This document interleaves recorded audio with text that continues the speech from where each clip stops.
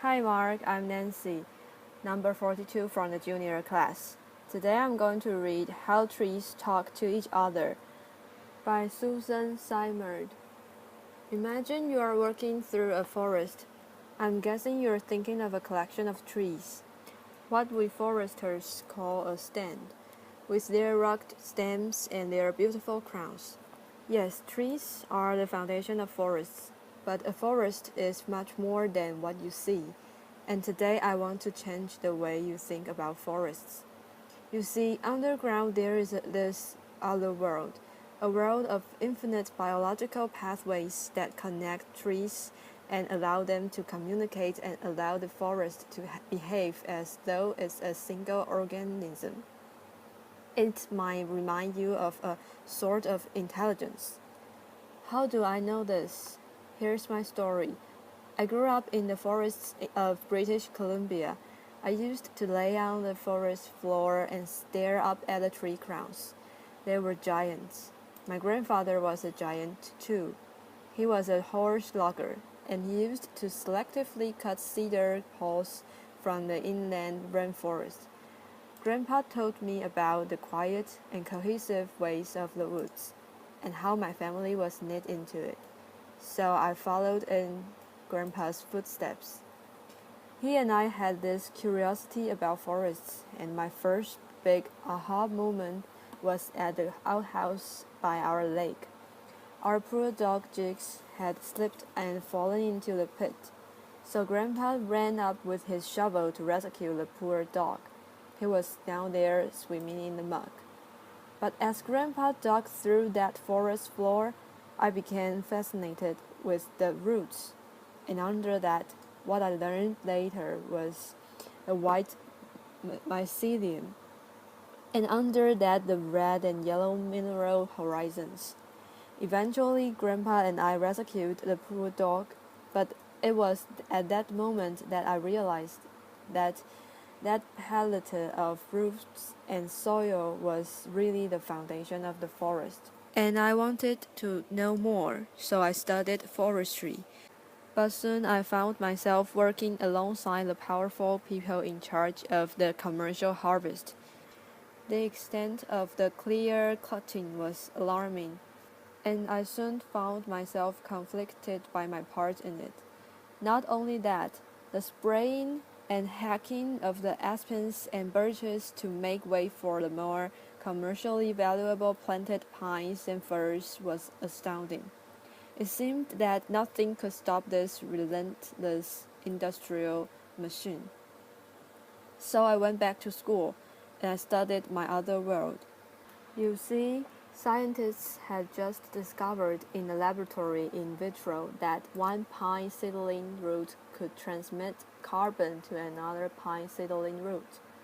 But this was in the laboratory, and I wondered, could this happen in real forests? I thought yes. Trees in real forests might also share information below ground, but this was really controversial, and some people thought I was crazy. And I had a really hard time getting research funding. But I persevered, and I eventually conducted some experiments deep in the forest 25 years ago.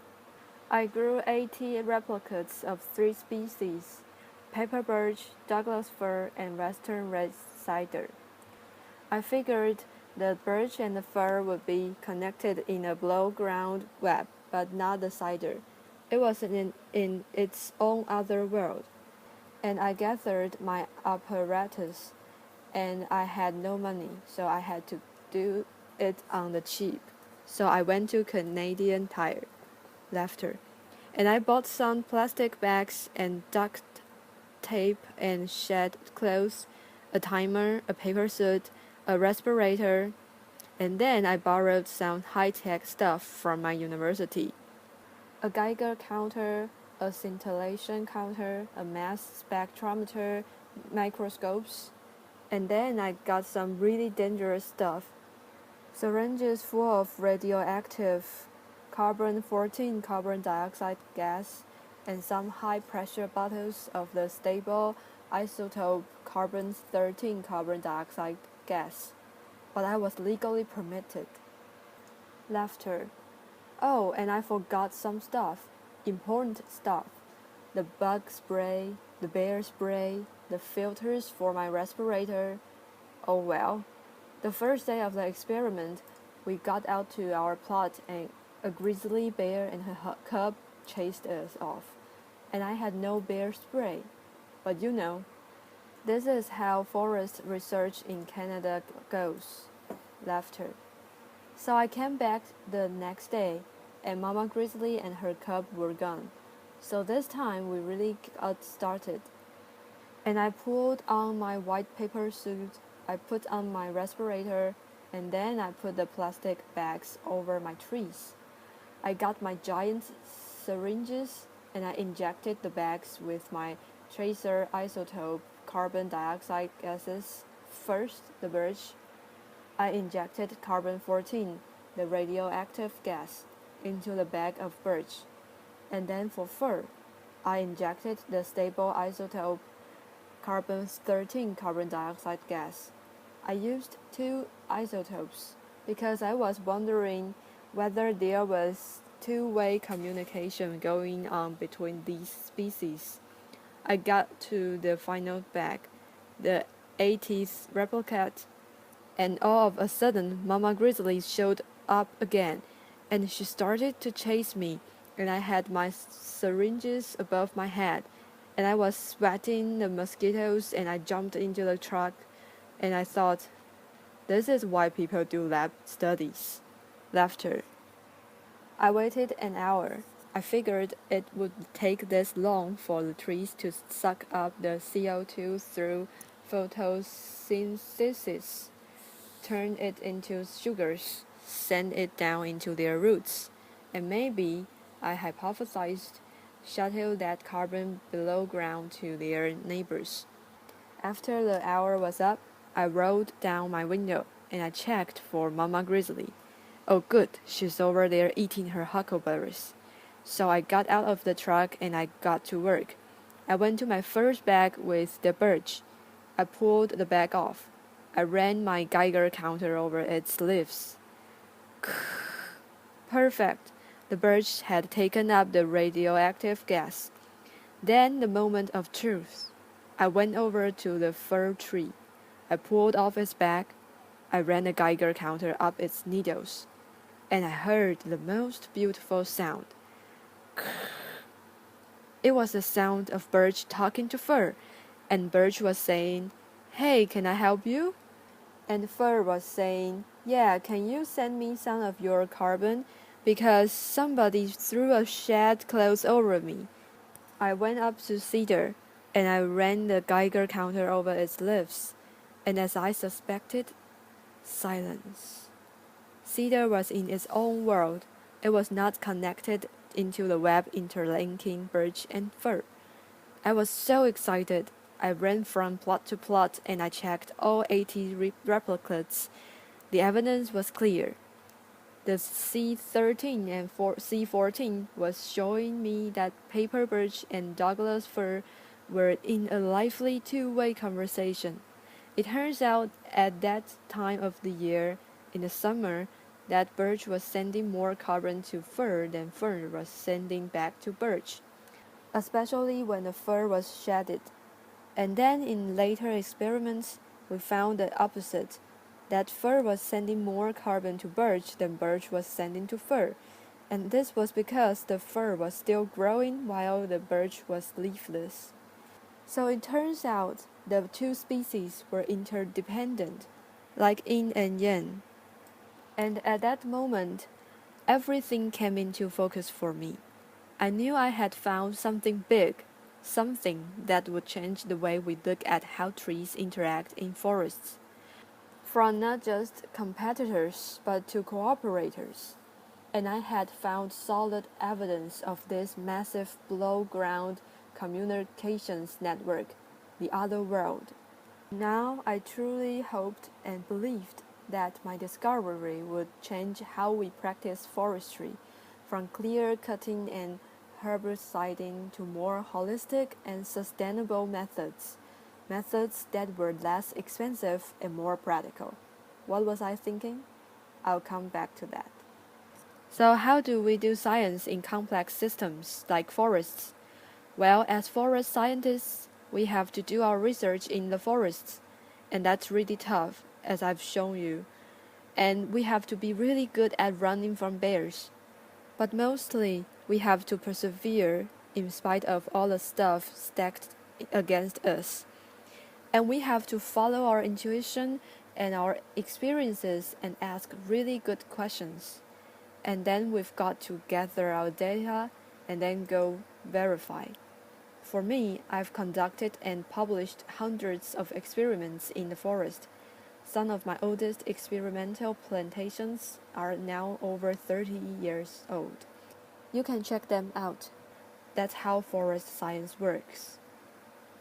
So now I want to talk about the science. How were paper, birch, and Douglas fir communicating? Well, it turns out they were conversing not only in a language of carbon, but also nitrogen and phosphorus and water and defense signals and oleochemicals and hormones information. And I have to tell you, before me, scientists had thought that this below-ground mutualistic symbiosis called mycorrhizas involved. Mycorrhiza literally means fungus root. You see their reproductive organs when you walk through the forest.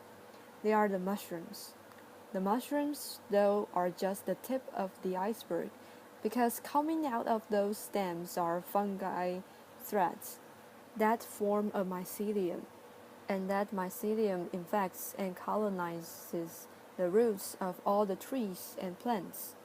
And where the fungi cells interact with the root cells, there's a trade of carbon for nutrients, and that fungus gets those nutrients by growing through the soil land, coating every soil particle.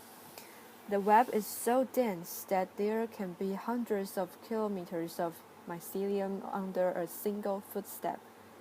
And not only that, that mycelium connects different individuals in the forest. Individuals not only of the same species, but between species, like birch and fir. And it works kind of like the internet. You see, like all networks, mycorrhizal networks have nodes and links. We made this map by examining the short sequences of DNA of every tree and every fungi individual in a patch of Douglas fir forest. In this picture, the circles represent the Douglas fir, or the nodes, and the lines represent the interlinking fungi highways, or the links. The biggest, darkest nodes are the busiest nodes. We call those hub trees, or more fondly, mother trees, because it turns out that those hub trees nurture their young, and once growing in the understory. And if you can see those yellow dots, those are the young seedlings that have established within the network of the old mother trees.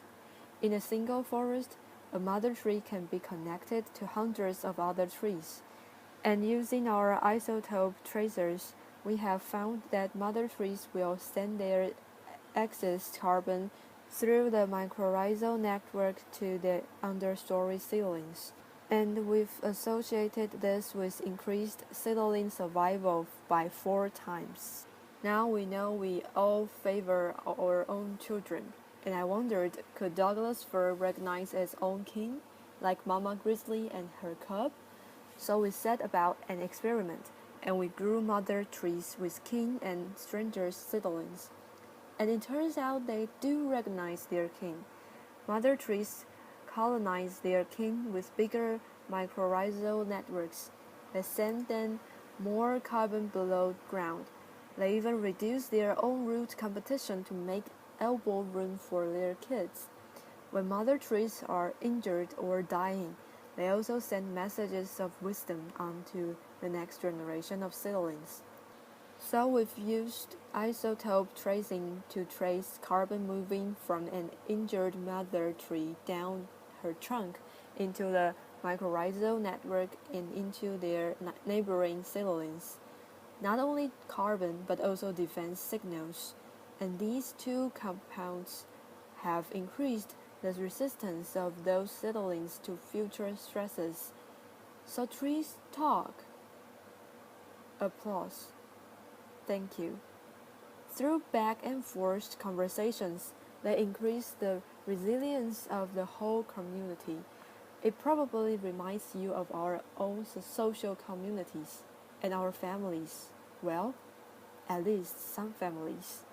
Laughter. So let's come back to the initial point. Forests aren't simply collections of trees. They are complex systems with hubs and networks that overlap and connect trees and allow them to communicate. And they provide avenues for feedbacks and adaptation.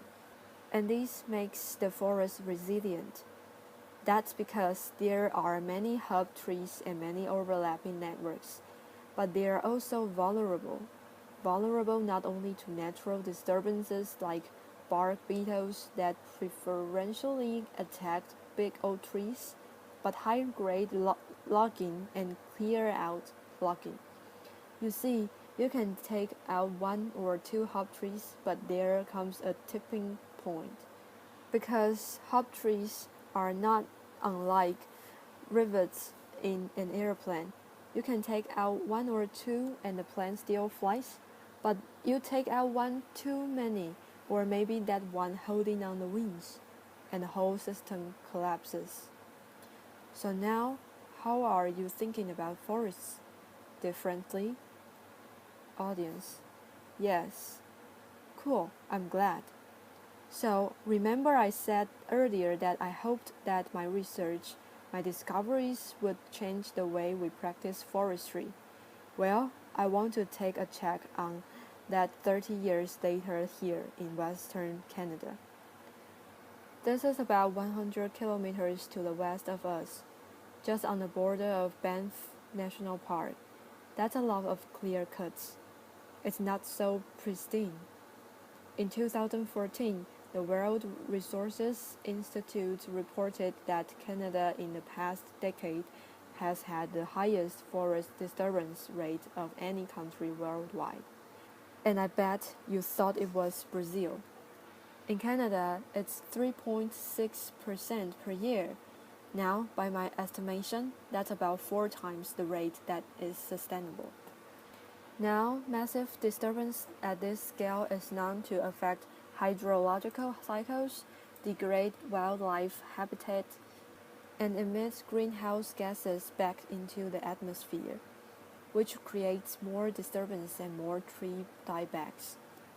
Not only that, we are continuing to plant 1 or 2 species and weed out the aspens and birches. These simplified forests lack complexity, and they are really vulnerable to infections and bugs. And as climate changes, this is creating a perfect storm for extreme events, like the massive mountain pine beetle outbreak that just swept across North America, or that megafire in the last couple months in Alberta. So I want to come back to my final question. Instead of weakening our forests, how can we reinforce them and help them deal with climate change? Well, the great thing about forests as complex systems is they have enormous capacity to self-heal. In our recent experiments, we found with patch cutting and retention of hub trees and regeneration to a diversity of species and genes and genotypes that these mycorrhizal networks, they recover really rapidly.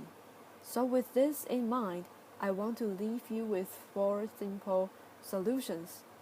And we can't kid ourselves that these are too complicated to act on. First, we all need to get out in the forest. We need to reestablish local involvement in our own forests.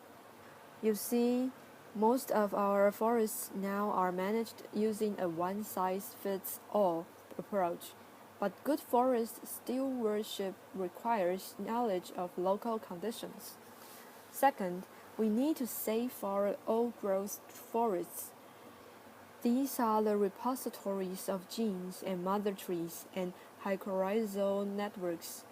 So this means less cutting. I don't mean no cutting, but less cutting.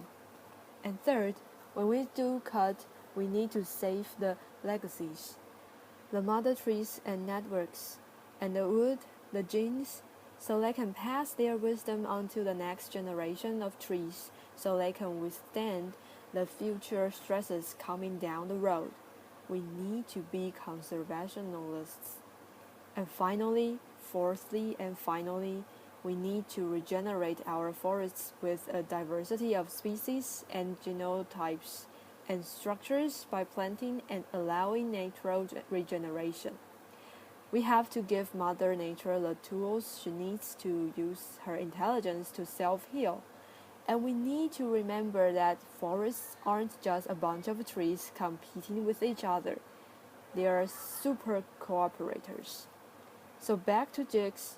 Jigs' fall into the outhouse showed me this other world, and it changed my view of forests.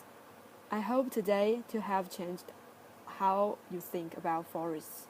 Thank you. Applause.